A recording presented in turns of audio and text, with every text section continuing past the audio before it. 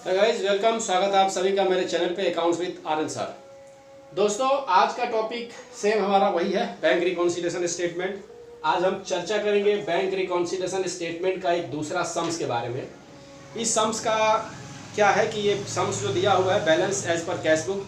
आपको एग्जाम में balance as per cash book का एक बैलेंस दिया रहता है। आप लोगों को पता ही है कि या तो सम्स में आपको balance as per cash book दिया रहेगा या बैलेंस एज पर पासबुक दिया रहेगा। ठीक है, जब भी हमारा balance as per cash book दिया रहता है तो उसके बाद जितने भी हमारे लेन देन होते रहते हैं, ये जितने भी लेन देन है, इस लेन देन को हम क्या करते हैं, मिलाते हैं कि बैलेंस एज पर पासबुक में उसका क्या इफेक्ट हुआ है। जब भी हमारा bank balance as per cash book दिया रहेगा तो हम मिलाएंगे कि ये सारे जो लेन देन हुए हैं, इस लेन देन से हमारे पासबुक में क्या इफेक्ट पड़ा है। इफेक्ट का मतलब ये होता है कि पासबुक का बैलेंस जो है वो घटा है या पासबुक का बैलेंस जो है वो बढ़ा है। ठीक है, अच्छा, अब पासबुक का आप लोगों को मैं पहले बता चुका हूं कि पासबुक का लॉजिक क्या है। पासबुक में आपके सीआर साइड में एंट्री होने का मतलब है कि पासबुक का बैलेंस बढ़ता है, और पासबुक के डीआर साइड में एंट्री होने का मतलब ये होता है कि आपका पासबुक का बैलेंस घटता है। ठीक है, कैश बुक में उल्टा होता है। कैश बुक में क्या है कि आपका डेबिट में एंट्री होने का मतलब है कि आपका कैश बुक का बैलेंस बढ़ेगा, और कैश बुक में सीआर साइड में एंट्री होने का मतलब ये होता है कि आपका कैश बुक का बैलेंस घटेगा। ठीक है, हम यहाँ पे दो ही चीज, जितने भी बैंक रिकॉन्सिलिएशन स्टेटमेंट हम लोग बनाते हैं, बैंक रिकॉन्सिलिएशन स्टेटमेंट में हम इसी बात को ध्यान रखते हैं कि जो भी अपना लेन देन होता है, जो भी बैंक में अपना ट्रांजेक्शन होता है, उस ट्रांजेक्शन से हमारा बैलेंस घट रहा है या बढ़ रहा है। किसका बैलेंस घट रहा है या बढ़ रहा है। अगर balance as per cash book है तो पासबुक का बैलेंस घट रहा है कि बढ़ रहा है, और बैलेंस एज पर पासबुक होता है तो कैश बुक का बैलेंस घट रहा है या बढ़ रहा है, यही देखना है आप लोग को। ठीक है, तो ये सम्स दिया हुआ है, इसी सम्स का हम डिस्कशन करेंगे, इसी सम्स का हम चर्चा करेंगे और उसका इफेक्ट देखेंगे पासबुक में क्या हो रहा है। अगर इस पर्टिकुलर लेन देन से हमारा पासबुक का बैलेंस घटता है तो हम लेस वाले कॉलम में लिखते हैं, और अगर पासबुक का बैलेंस बढ़ता है तो ऐड वाले कॉलम में लिखते हैं। ठीक है, बीआरएस का ये फंडा है। तो हम बनाते हैं सम्स को। सबसे पहले इसमें से हम सेलेक्ट करके लिख लेंगे balance as per cash book 85,000 जो सम्स में दिया हुआ है। Balance as per cash book 85,000 यहां सम्स में दिया हुआ है। ठीक है ना। अच्छा, सबसे पहला number, check deposited into bank ₹40,000। 40,000 रुपया का चेक डिपॉजिट किया गया है बैंक में, but not recorded by bankers. हमने 40 cheque deposited into bank ₹40,000। Cheque deposit into bank का मतलब हुआ कि हमने बैंक में चेक जमा किया। तो हमने जमा किया, चेक डिपॉजिट कौन करेगा, जो अकाउंटेंट होगा वही भेजेगा चेक जमा करने के लिए। तो जो अकाउंटेंट ने चेक जमा करने के लिए बैंक में भेजा, तो वहां पे 40,000 लिख दिया कि हमने 40,000 जमा किया बैंक में, कैश बुक में एंट्री हो गया। लेकिन क्या हुआ है, but not recorded bye banker. Banker के द्वारा वो कैश बुक में, पासबुक में एंट्री नहीं हुआ है। नहीं होने का बहुत सारा रीजन हो सकता है। आप यहाँ पे चेक भेज दिए, आपने एंट्री कर दिया, बैंकर्स का टाइम आउट हो गया, चेक पहुंचा है, वो एंट्री नहीं कर पाया है। बहुत सारे रीजन हो सकते, किसी भी रीजन से ये एंट्री नहीं हुआ। तो यहाँ क्या हो रहा है कि पासबुक में कोई एंट्री नहीं होने का मतलब आपका यहाँ बढ़ गया। आपने डेबिट साइड में चेक जैसे ही डिपोजिट किया, आपने एंट्री कर दिया, बैंक में नहीं हुआ तो पासबुक का बैलेंस घटा है, कम है। तो घाटा है तो हम लोग क्या लिख देंगे, लेस में क्या लिखेंगे, check deposited but not recorded by bank. ठीक है, जो ये मैटर आता है ना, अगर इस मैटर को ही पूरा हम लिख दे तो हमारा सवाल गलत नहीं होगा, सम्स गलत नहीं होगा। इसको शॉर्ट करके लिखा जाता है, नहीं शॉर्ट करके आप लिख सक रहे हैं तो पूरा ही लिख दीजिए। ठीक है ना, 40,000। दूसरा, 2 cheque issued ₹10,000 and 12,000। 2 cheque issue किया गया है, 2 चेक इशू किया गया। आप लोगों को ध्यान रखना है इशू वर्ड पे, डिपॉजिट वर्ड पे। तो यहां क्या है, 2 चेक इशू हुआ है, 10,000 का और 12,000 का। सिर्फ 12,000 का चेक जो है वो not recorded by bank. Concept को समझना है, एक 10,000 का चेक इशू हुआ और 12,000 का भी चेक इशू हुआ, लेकिन 12,000 का चेक जो है वो बैंक के द्वारा रिकॉर्ड नहीं हुआ। हमने क्या किया, 2 चेक इशू किया। ठीक है, एक 10,000 का और एक 12,000 का। तो हमारा सपोज ये इस साइड में कुछ लिखने का मतलब क्या होगा कि हमारा कैश बुक का बैलेंस घट गया, घटेगा ना, जो भी यहाँ रहेगा अगर यहाँ लिखते हैं तो बैलेंस क्या होता है, प्लस करेंगे बैलेंसिंग तो घट जाएगा, बैलेंस घट गया।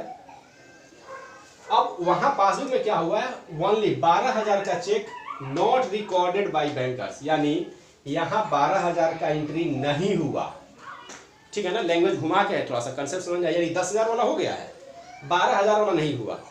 तो 12,000 से ही ये पासबुक में अंतर पड़ा होगा। क्या अंतर पड़ा होगा, ये अगर यहाँ पे लिखने से, यहाँ 22,000 लिखने से यहाँ बैलेंस घट गया, यहाँ 22,000 की जगह सिर्फ 10,000 लिखाया है, 12,000 नहीं लिखा है, तो यहाँ का बैलेंस बढ़ा होगा ना, क्योंकि यहाँ होता है बैलेंस, यहाँ हम 22 के जगह 12 लिखेंगे तो क्या होगा, बैलेंस हमारा 10,000 का फिगर से बढ़ा हुआ रहेगा।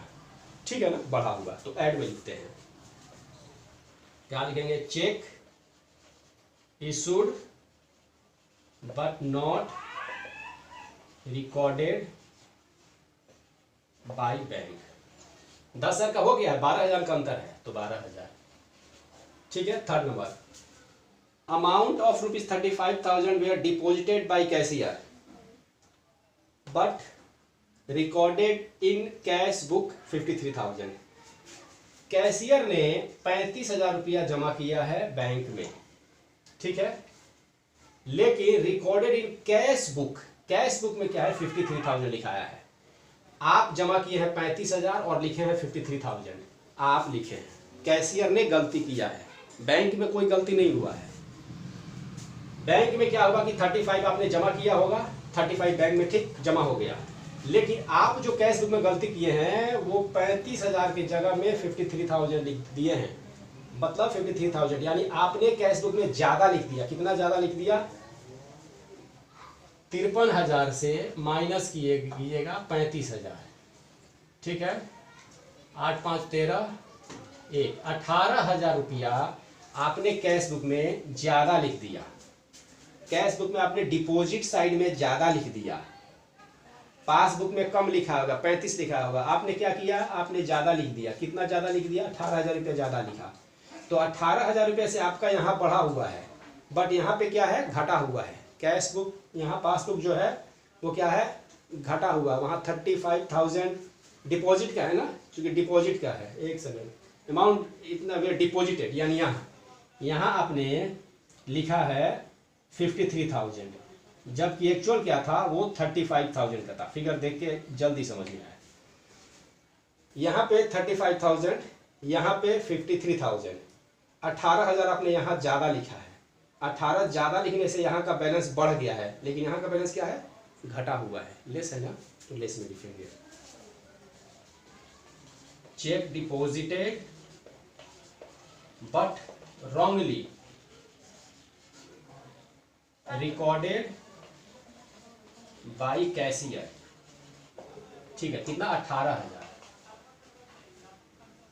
Next, bank deducted bank charge 570 but recorded by cashier 750।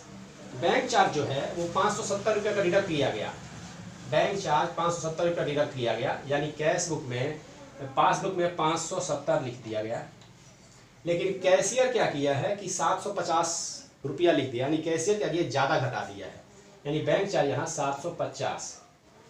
तो यहाँ पे क्या है, 570 जो भी बैलेंस है वहां से 570 घटाएंगे तो जो बैलेंस आएगा वही, अगर 750 घटाएंगे तो बैलेंस क्या होगा कि यहाँ ज्यादा घटेगा, यहाँ कम घटा, या तो 570 घटा है ना, तो डिफरेंस फिगर से आपका ये कैश पासबुक का जो बैलेंस है वो बढ़ा हुआ है, ठीक है ना, डिफरेंस फिगर से। सपोज यहाँ 1,000 है, 1,000 से 750 घटाएंगे तो माइनस कितना होगा, 250, और 1,000 से 550 घटाएंगे तो कितना होगा, 430, ठीक है ना। तो इस केस में क्या है कि यहाँ बैलेंस, पासबुक का बैलेंस बढ़ा हुआ है, कितना डिफरेंस है, डिफरेंस कितना है, 750